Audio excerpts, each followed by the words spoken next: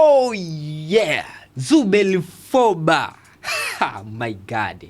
Yes, top goalkeeper kwa sasa katika taifa la Tanzania. Mara baada ya jana kuonesha kiwango kizuri, sasa watu wameanza kuamini ubora wa Zuberi Foba, mlinda mlango huyu mwenye ubora mkubwa kabisa. Mimi nilisema huyu Zuberi Foba miongoni mwa mlinda mlango bora kabisa hapa nchini Tanzania.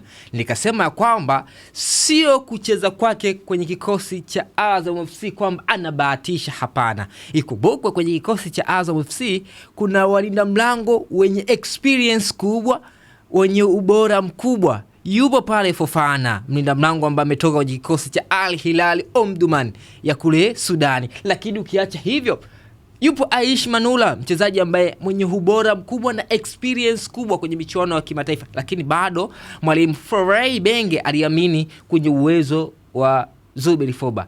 Na jana mechi zidi ya Nigeria, oh my god, alifanya kitu cha hatari sana. Alifanya save nyingi za hatari sana. Kama tungekuwa na mlinda mlango ambaye hana ubora na standard,